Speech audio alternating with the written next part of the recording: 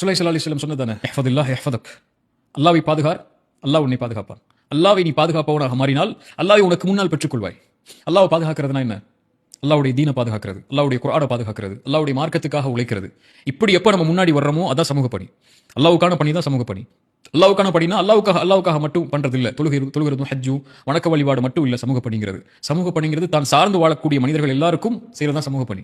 அதான் இஹ்சான் ஒரு தலைப்பு இருக்கு மார்க்கத்துல. இஹ்சானை பத்தி சொல்லும்போது நான் அடிக்கடி சொல்லுவேன், இஹ்சான்னா அதுக்குரிய விளக்கம், அடிப்படை விளக்கம் வேற. அல்லாஹ் உங்களை பார்க்குற மாதிரி வணங்குங்க, அவரை நீங்க பார்க்காட்டாலும் அவங்களை பார்த்துருக்க நினைப்புல வணங்குங்கிறது. ஆனா குண அடிப்படையில் இஹ்சான் முஹ்சின்கள் அல்லாஹ் குர்ஆன்ல சொல்லும்போது அதுக்குரிய விளக்கமான ஒரு விளக்கத்தை சொல்லுவேன். அறிஞர்களுடைய விளக்கம் தான் அதுவும்.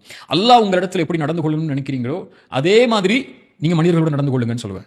அல்லாஹ் உங்களுக்கு இரக்கம் காட்ட நினைக்கிறீங்களா, நீங்க மனிதர்களுக்கு இரக்கம் காட்டுங்க. ரசூலுல்லாஹ் சொன்னாங்க, நீங்க பூமியில் உள்ளவர்களுக்கு இரக்கம் காட்டுங்கள், வானத்தில் உள்ள உங்களுக்கு இரக்கம் காட்டுவான். உங்களுடைய கஷ்டம் லேசாகணுமா, நீங்க பிறருடைய கஷ்டத்தை லேசாக்குங்க. உங்களுடைய குறைகள் மறையணுமா, நீங்க பிறருடைய குறைகளை மறைங்க. அல்லாஹ் உங்களுக்கு செலவு செய்யணுமா, அதிகமாக நியமத்தை செல்வத்தில் கொடுக்கணுமா, நீங்க பிறருக்கு கொடுங்க. இப்ப நீங்க மனிதர்களுடைய இருக்கக்கூடிய உறவை சீரமைச்சிட்டீங்கன்னா அல்லாஹ் தன்னுடைய உறவை சீரமைத்துக் கொள்வான் மனிதர்களோட. சமூக பணிங்கிறது அல்லாஹ்வுக்கு செய்யறது மட்டும் இல்ல, இந்த உலகத்தில் தான் சார்ந்து வாழக்கூடிய மனிதர்கள் முஸ்லீம்களா இருந்தாலும் சரி, மாற்று மதத்தர்களா இருந்தாலும் முஸ்லீம் அல்லாதவர்களா இருந்தாலும் சரி, எல்லாருக்கும் பலனுள்ள வாழ்வை வாழ ஆரம்பிச்சிட்டீங்கனாலே நீங்க சமூக பணியில தான் இருக்கீங்க, சமூகத்துக்கான அர்ப்பணிப்புல தான் இருக்கீங்க.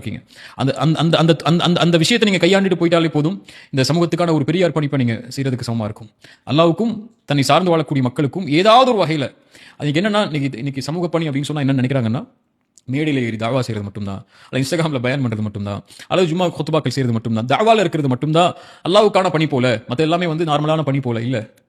அப்படியெல்லாம் இல்ல. நீங்க இந்த உலகத்துல நல்ல மனிதரா, நல்ல குணமுள்ளவரா, உங்களையும் உங்கள் சார்ந்து வாழக்கூடிய மனிதர்களையும் கண்ணியத்தோடையும் எல்லா உதவி வாய்ப்புகளோடையும் நீங்க வச்சிருந்தீங்கனாலே இந்த உலகத்துல நீங்க மேன்மையானவங்க தான் இல்லையா, சிறந்த குணமுடையவங்க தான். நீங்க அல்லாஹ்வுக்கான பணி செய்யறதுங்கிறது தாவா பணி பண்றது மட்டும் இல்ல. நீங்க எந்த பணியை அல்லாஹ்வுடைய முகத்தை நாடி செஞ்சாலும் சரி, அதோடைய இஹ்லாஸ் உங்களுடைய உள்ளத்துல அது அல்லாஹ்வுக்காக இருந்துச்சுன்னா அதோடைய கூலியோ அதோடைய பலனோ மேன்மையானது. அந்த அடிப்படையில் எல்லாத்தையும் பார்த்து சமூகத்துக்கான அர்ப்பணிப்பை நம்ம செய்ய தயாராகணும். நம்முடைய வாலிப சமூகம் தான் இந்த எதிர்கால சமூகத்தை பலப்படுத்தக்கூடியவர்கள். நம்ம வீழ்ந்து கிடக்கிறோம், நம்ம பெரிய ஒரு நஷ்டமான நிலைமையில தான் இருக்கிறோம் சமூகமா. ஒரு பின்னாடி தான் நம்மளுடைய நிலைமை எல்லா இடத்துலையும் இருக்கு. நமக்காக குரல் கொடுக்கிறதுக்கும் நமக்காக அல்ஹம்துலில்லாஹ் பெரிய முன்னேற்றம் இருக்கு. ஆனால் உலகத்தில் எங்கே பார்த்தாலும் முஸ்லீம்களுக்கு சிரமங்களும் கஷ்டங்களும் இன்னல்களும் துன்பங்களும், அந்த உயிர்கள் மதிப்பட்ட நிலை ஆகிறதும், அந்த குழந்தைகளோட உயிரெல்லாம் ஒரு குப்பைகளை போற மாதிரி ஆகிறதும் தான் இந்த உலகத்தில் பெரும்பான்மை இருக்கு.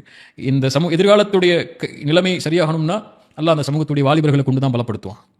அந்த இடத்துல நானும் நீங்களும் இருக்கிறோமாங்கிறது அல்லாஹ்வுடைய கையில் இருக்கு. அது அந்த அர்ப்பணிப்புக்கு நம்ம தயாராயிட்டோம்னா அல்லாஹ் நினைச்சு கொள்வான். நம்ம இருந்தாலும் இல்லைனாலும் அல்லாஹ் அந்த சமூகத்தை மாற்ற தான் போறான். ரசூலுல்லாஹி ஸல்லல்லாஹு அலைஹி வஸல்லம் சொன்னாங்க, ஒவ்வொரு நூற்றாண்டுக்கும் அல்லாஹ் ஒரு முற்படுத்தக்கூடிய சமூகத்தை அல்லாஹ் உருவாக்குவான்னு சொன்னாங்க. ரசூலுல்லாஹி ஸல்லல்லாஹு அலைஹி வஸல்லம் சொன்னாங்க, தூபாலில் ஊரபா, உரபாக்களுக்கு நற்செய்தி உண்டுனாங்க. ரசூலுல்லாஹி ஸல்லல்லாஹு அலைஹி வஸல்லம் விளக்கம் சொன்னாங்க, அல்லதீன யுஸ்லிஹூன இதா ஃபஸதன் நாஸ், மக்கள் சீர்கெடும் போது மக்கள் அவங்க சீர்படுத்துவாங்கன்னாங்க. இப்ப சீர்படுத்தக்கூடிய நிலையில வரக்கூடியவன் வாலிபனா தான் இருப்பான், வயோதிகர்களை விட.